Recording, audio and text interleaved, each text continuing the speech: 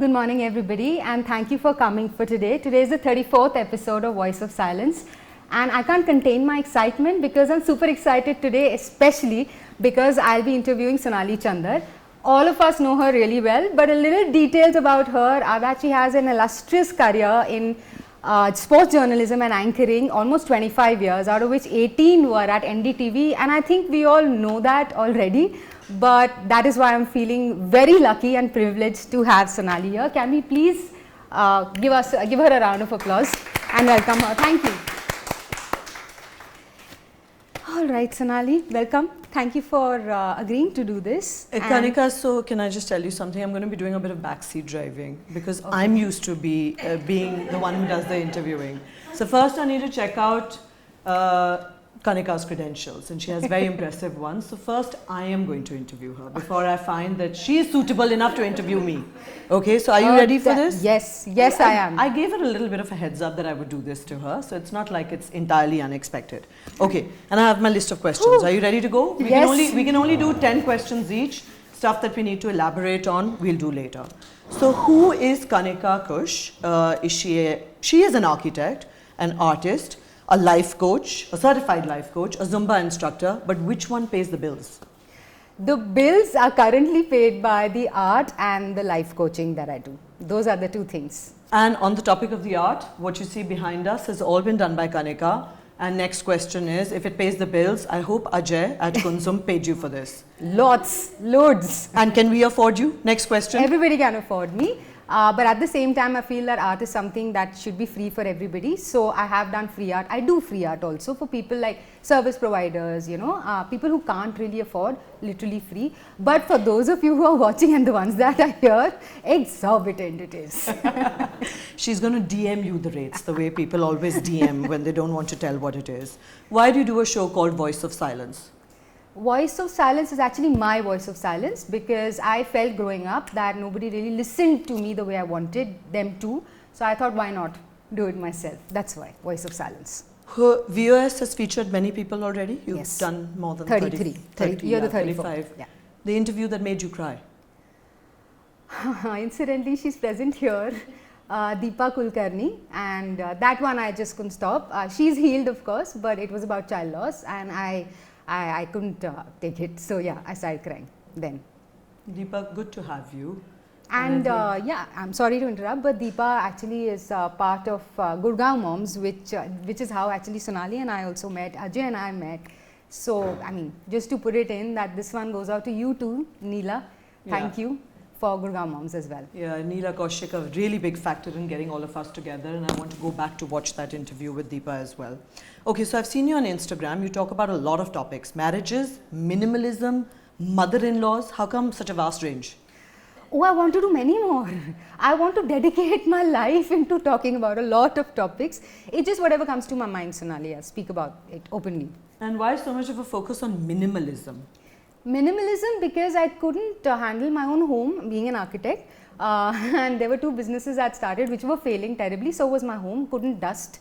So then my husband suggested, why don't you adopt minimalism, and rest is history. It's been 6 years. But the thing that it helps me most with today is the thoughts. So you minimize the thoughts, the ones that you don't need, of not required. So minimalism in all walks of life. Okay, let's go quicker on these last few ones. Kanika's favorite quote. Nothing changes if nothing changes. Okay, that's profound. The people who have influenced you. So Shah Rukh Khan, I hope this reaches you one day, Shah Rukh, please. So it's you, number one. Then Oprah Winfrey and Maya Angelou, and Yuval Noah Harari. He's okay, and I noticed a tattoo. What does it say? Yeah, so the tattoo is about minimalism. It says choose to want less rather than to have more. When I say less, it's about material things. And of course, there's silence. It's not so much voice of silence, it's just silence. Calm down. Last question. I'm at the end of my 10 questions. A Zumba move while sitting.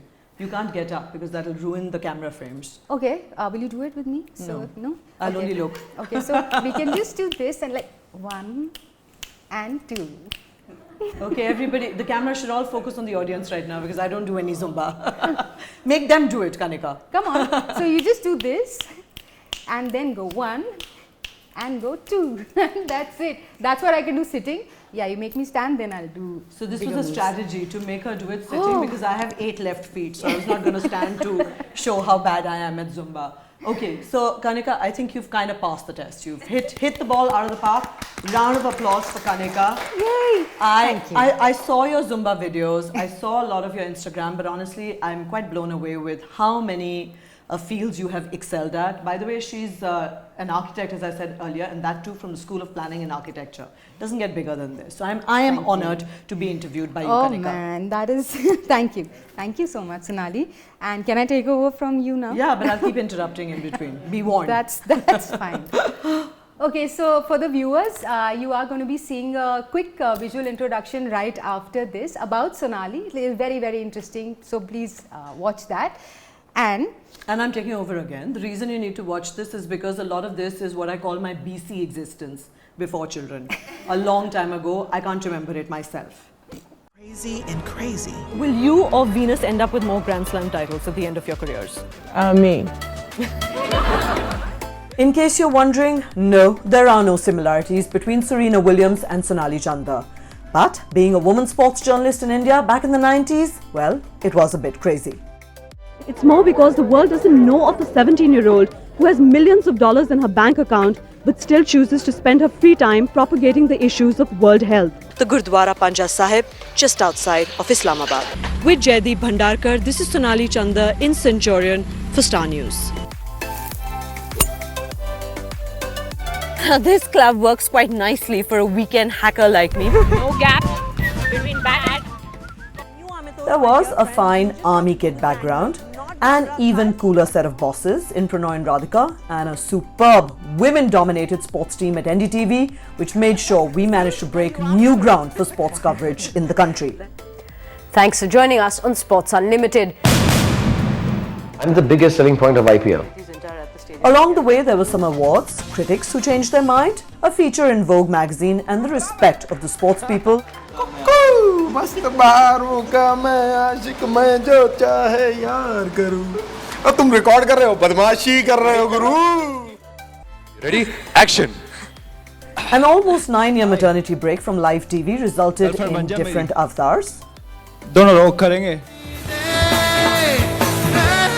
There's a lot more to sports broadcasting than the presenter's role, which is mine. सरकार जिम्मेदारी लो मुझे जीने दो.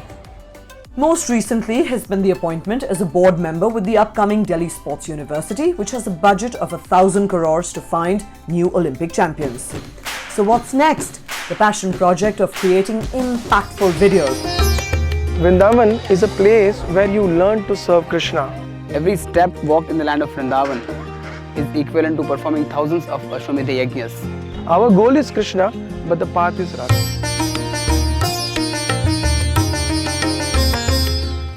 And another thing that you're going to be watching towards the end of the entire show is a little clip that Sonali and Gaurika are going to make for the owner of where we are sitting. The place is Kunzum. The owner is Ajay Jain. They're going to do a little snapshot for all us entrepreneurs who want to really be seen on social media and how to do it well, because she comes from that space. So please don't miss that. We will be putting it towards the end of the clip, of the entire video clip. Now let's get down to the interview. So first question, Sonali. This intrigues me. You have been a sports anchor at a time where there weren't too many women in that field. How did you get there? How did you begin? So this is the short interview, the 10 questions that you get. After this, we elaborate. Yes. So I'm trying to keep the answers short. Just 2 words for how I ended up in sports journalism and on TV is Pranoy and Radhika. They saw something that I hadn't seen. But yeah, I think it was Dr. Roy used to come to, to chat a lot. And because we both played golf, I think he realized that I had a real love for sports. Awesome, awesome. And where does your love for sport come from? My parents, who are here today, they played a lot of sports together as partners. I don't know how they managed that. Husbands and wives being partners. They played bridge together. They played some tennis and badminton together, even a little bit of golf. And they had this wonderful attitude to when we were growing up. If there was a sports event that came to town, and even if it was during the exams, they always took us for it. So for some reason, if I did badly in studies, it was their fault as well, because they encouraged us to watch all sports. And my sister as well, who by the way, is the brains of the family. She's a chartered accountant and Harvard MBA, and she still plays better golf than me. Wow. So yeah, but she's an influence. So that's sports for you. She studied a lot, but she still beats me at golf. And is that sport for you too, or is there anything else? Like, what does sport mean to you? So sport, a lot of people say sport is a way of life. For me, I think it's been life itself, because everything good that's happened in my life has been because of sports. The job at NDTV, or rather finding my calling at NDTV. One of my closest friends, Kanika, who's going to be putting together the story on Ajay, and who did the small profile for me as well. And I also just happened to meet somebody kind of important in my life, which was my husband. We had a shared love for sport, and he also, when we met on a broadcast journalism course in Wales, we seemed to be the only ones who didn't want to stay in class and do Facebook. We used to keep getting out to play. So yeah, things happen if you make certain choices in life. And he always said, at least we won't need 2 TVs because we'll be watching the same stuff at home. Point. So he was thinking long term. So back to your career, what was the craziest reaction you ever had? Okay, that's an interesting one. And my son, who's also here, because it's nice to invite your friends and family because they never get to come to a studio. So my son, who's now 16 and a half, and this was in 2007 when he was to be born. I was going to miss the 2007 West Indies, the Cricket World Cup in West Indies. And one male sports journalist actually came up to me and he said, I can't believe this. I would abort in a shot. You are missing the trip of your lifetime. How many people get to go to West Indies for 2 months? As it so happened, that was the World Cup in which India got eliminated in the first round. Bob Woolmer got murdered, and there was really no cricket over there. So I wasn't sad to miss out, and I'm very glad to have my older one in my life.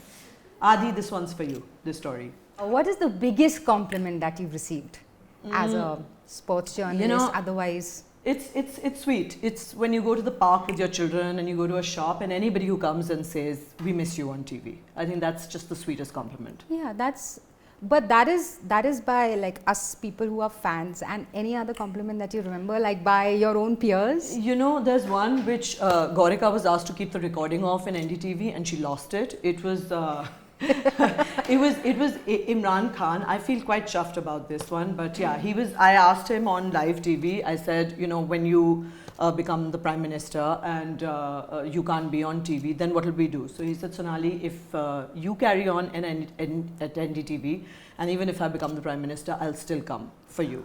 So yeah, that was a nice that's something. One. But it's okay. Kanika lost the footage. So otherwise, but like I said, I think every person who takes the time to come and tell you, even if they can't kind of place your name, they'll come and say, are you Sonia Singh? Like, no, I'm Sonali. Oh yeah, but we miss you a lot. Yeah. So anybody who takes the trouble to come and talk to you, I feel honored. Yeah. And was there any blooper? Like you were on live TV and you were like, oh my God, that was an oops moment. Too many. I'm not going to tell all of them, just Maybe one. one. I accidentally said on live TV, miracle instead of miracle. But that's hardly a blooper, yeah, come on. I'm not going to tell the other ones. You will have to interview Kanika to find that out. Okay. One advantage and disadvantage of being a sports journalist. So obviously, if you're a sports journalist, you get to interview Serena, Sachin, Shah Rukh Khan, Kanika, because he was involved in the IPL. Yes. There's no disadvantage. I mean, it was like that Jerry Maguire movie where they say, okay, fine, a woman can't go into the men's change room, but who wants to go there anyway? It's fine. There was no disadvantage. Everything was an advantage. You get to cover sports, you get to meet sports people, you get to travel. What can be the downside to that? So cool. It's so visible that you love what you do. That's very inspiring, Sonali. Thank you. Any anecdotes, any funny stories you want to share? Too many to tell, but one which I will tell was we were in Pakistan for 6 weeks covering India's historic tour of Pakistan, and it was very long days. We used to, be running around all day, and then a certain cricketer, I think these days one has to be very politically correct and not name them, but a certain cricketer who was a fast bowler in the Pakistani team, I think maybe it was in Multan or Lahore, I'm not sure. And Kanika and me were like really, hair was all over the place, caked in dust, and Shoaib Akhtar comes to us in the lobby. Oops, I just said his name. It was not Shoaib Akhtar. See, I'm getting old now. I'm not supposed to do these things. So he comes and he says, would you ladies like to come for a drink with me? And Kanika and me are both looking over our shoulders saying, who's he talking to? Surely he couldn't be us. He couldn't have fallen on such hard times that he wants to have a drink with, or dinner with Kanika and me. So yeah. But yeah, there's lots of stories. We can come to that a little later. Okay. What makes you, actually before that, you had a very nice camaraderie with Sidhu. Anything you want to say about him? We also loved him on comedy shows and things, but is there anything you would like to share? You know, Sherry, as we used to call him, Sherry sir, was just, you know, he created something of a new genre in cricket commentary, which is to bring a lot of humour into it. And obviously, you know, his cliched ones are well known. The ball's gone so high, the air hostess is going to get it. But he was also, you know, he was just funny. He used to always try to bring a little bit of humour. So his voice check sometimes used to just be, you know, Sherry sir, can you just do 1, 2, 3, 4? And he would go, no. He would just like, you know, get all animated and say, Chakte fatte nabde kili, subah jalandhar shanu dili. And so he was just, you know, he brought in a lot of humour. And I think that kind of changed cricket commentary, because a lot of people then realized that, listen, you know, not everything in cricket is so serious, and you can bring in some humour as well. Why so serious? It was fun listening to him, you know. You're a sporty mom, I have figured that out. What makes you, or how are you a sporty mom, if you were to say, like what are the things that you bring to the table with your children, maybe, as a sporty mother? Okay. A few things. Firstly, I always like to say parenting. Mom and dad play a very crucial role. Yeah. So I would say sporty that my husband and me decided together in the lockdown that we don't need a dishwasher, we need a pool table. So we cleared out all the furniture, got a pool table, and it was a lifesaver because we all played 6 hours of pool when everything was shut during the lockdown. So yeah, that's how committed we are towards playing sports. And the whole family is committed to playing sports, so it's like a thing, obviously. But don't ask me about the grades of my sons, because those could certainly be better, because they're playing far too much sport. But yeah, they play golf, they play snooker, they play football, badminton, just about everything. And Sonali, for Voice of Silence, you are Voice of Sports. Can you elaborate a little bit? What is it that you would like to tell the parents or everybody in general? What is it? Right. So, you know, Gaurika and me talk about this a lot, and we said that for 20 years when we were at NDTV, we were forced to cover a lot of cricket. That paid for our salaries because cricket's the big money spinner. But we felt we covered a lot of sports people when they were already at the top of their game. Now, my perspective is a bit different, and I think of how important it is to convince the mums to let the kids play sport without an agenda. Sport just for the love of sport, not to win a medal, not to even get fit, but literally just for the love of sport, and to join them, because obviously everybody says you're a life coach, so the best kind of parenting is the kind where you are leading by example, and that you're not just giving lectures. I can't say that I follow this advice all the time, as my children will tell you, because I shout and lecture and tell them all of that. But yeah, if I've been on an extended sabbatical, it's because I've played a lot of sport with my kids. And I've joined them. I haven't just ensured that they played, but I've actually joined them. And I just feel a little sad when you see mums at the swimming pool and they say, we can't swim with our kids because, you know, the blow dryer is going to go for a toss. So get in there, you know, it's okay. You can fix your hair later, or you can tie it up like you do, and it looks lovely. So, but yeah, to the mums, just get out there, and to the dads, get out there and play more with your kids. So basically you're saying there's a difference between fitness and sports, which you feel is kind of intermingling these days, especially in children. It's a love for sport that they need to have, not just that you join an aerobics class because you need to be fit, or that you're doing coaching only to make sure that you know, like I said, to get a medal, but play a sport just for the love of sport. I think, you know, again, I go back to my parents, they just let us play everything. And you know, in army cantonments, you had access to sports. You didn't have very much else. But your parents never came and asked you, did you break 100 today in golf? Did you beat so-and-so? They never ever did.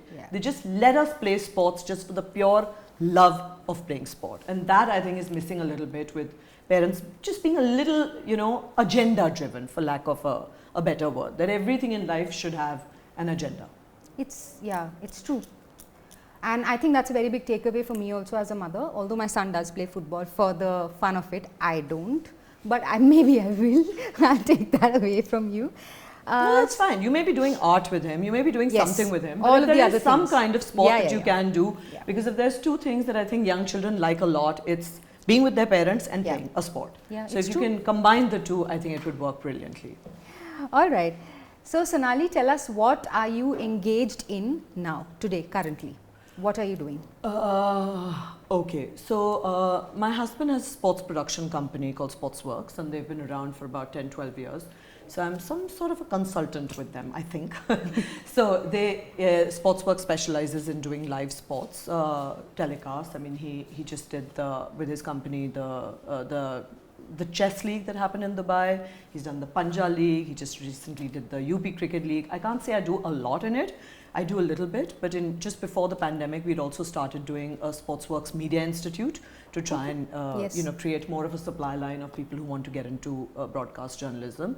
And yeah, there are the small other things. I was very honored that the AAP government in Delhi asked me to be on the board for the Delhi Sports University, which is a really ambitious project, 1,000 crore project where they're going to have a sports school and a sports college. And I really liked the line that they've come up with, which is that khel bhi padhai hai. So as opposed to khel.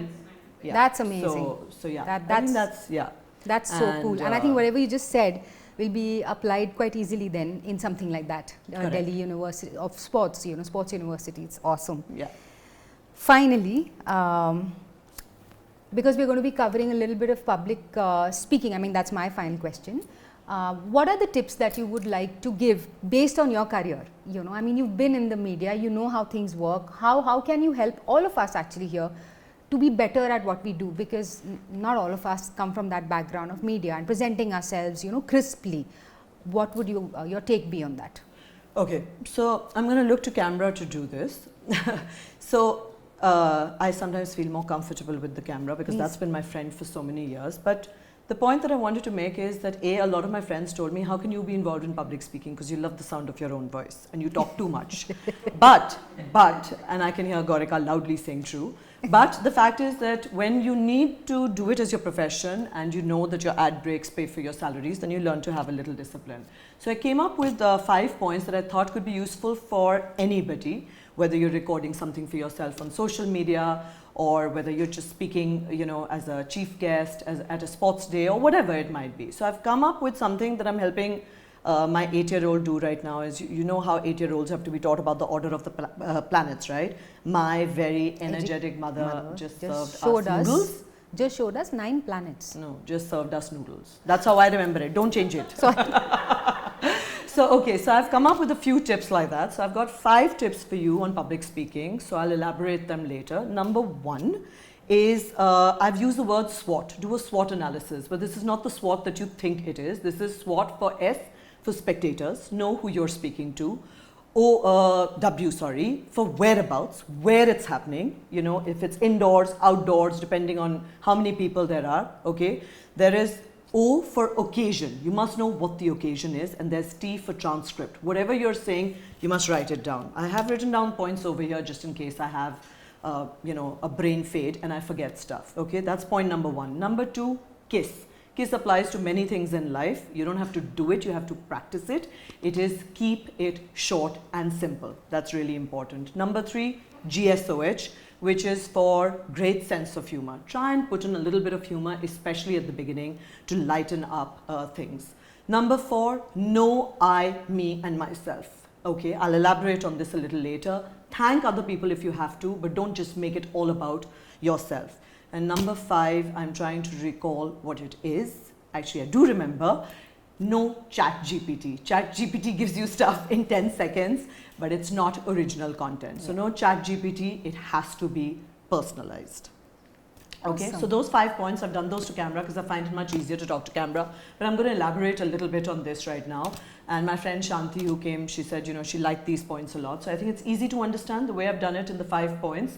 So I just want to elaborate a little bit on it. On the SWOT, you have to know what the occasion is.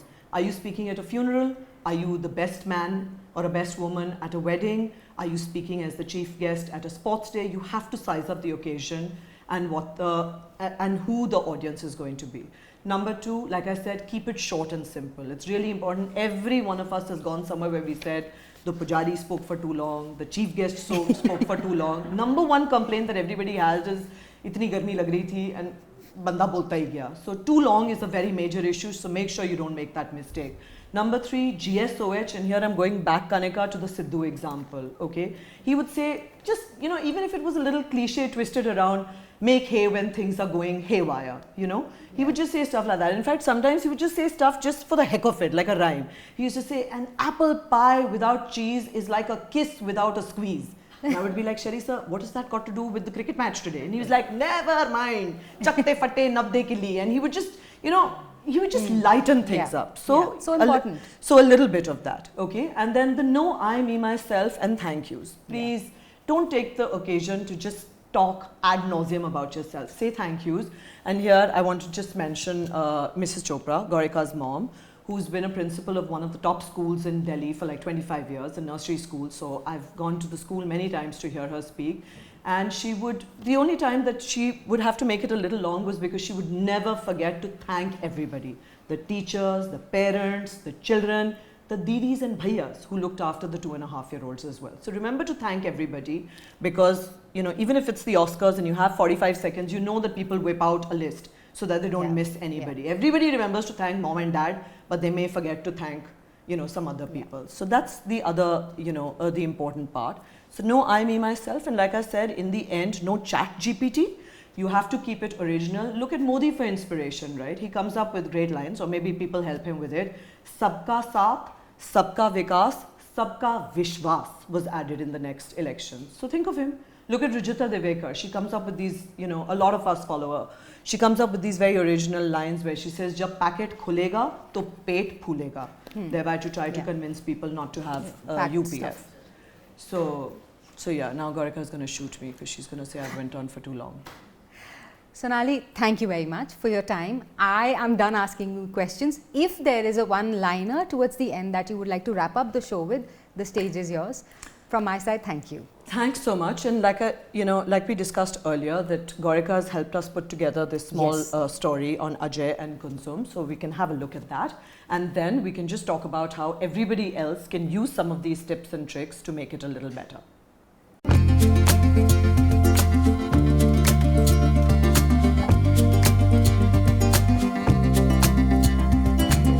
People do have that questioning look that when in this day and age, when bookstores are closing down, why am I opening any? So I tell them only one thing, bookshops are not shutting down, minds are. If you don't read books, your education, your development is not complete. You can miss Netflix, but you can't miss books. And without bookstores, we are nothing.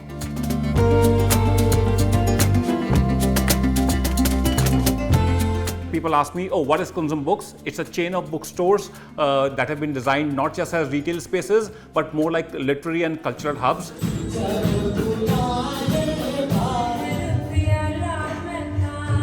In the last over a year since we've opened, we've already hosted over 700 authors. We've had live music, we've had live theatre, we've had Devdutt Patnaik, and in attendance were, like you said, pets. What you see behind us has all been done by Kanika. I hope Ajay at Kunzum paid you for this. Loads. I think it's a combined love for books, for art.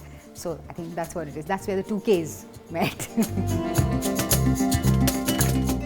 I started with IT, got into sports management, dropped everything, went to study journalism in the UK, came back, and one day I decided I want to write books, be a travel writer, and I went, and my first journey was to a place called Spiti in Himachal. I discovered this spot called Kunzum La.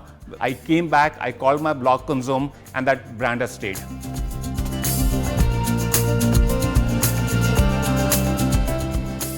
So for me, it's a passion project. I would like many, many more people to read books, discover great books that are waiting out there. But yes, I have to do it for profit. Otherwise, a good idea will die eventually. So I've been a voracious reader myself, try to read a book a week. So I would really like people to visit such places. We are here to make money selling books, not selling teddy bears, not selling croissants, and not selling coffee.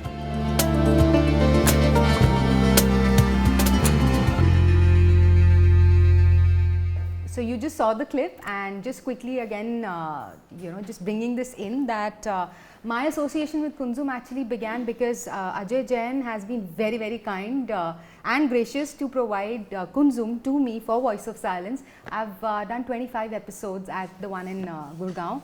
He actually gave that to me even before the idea just came, and I was chit-chatting with him, and he said, take this space. Apart from that, yes, all the walls that you see are done by me. So I'm very thankful to Ajay Jain. and you just saw what Kunzum is all about. So yeah, and that has been put up by Kanika and Sonali, the one that she just mentioned. So I hope there's a takeaway for everybody there. I know it is for me. And with that, it's a wrap from my side. And yeah, we don't have time to Sonali. discuss that now. So at very exorbitant rates, you can contact Kanika and me, so we can advise you to do your own social media and not have to invest in getting somebody to do it for you. So for the first time, you can pay us the exorbitant charges, and thereafter we'll direct you. But if you saw that story, you'd understand how you can handle a lot of it yourself with some of those tricks and tips. Thank you, Kanika. Thank you. It's been an absolute Thank pleasure. you so much. Thank you, Sonali. Thank you, everybody. Thank you. Wow.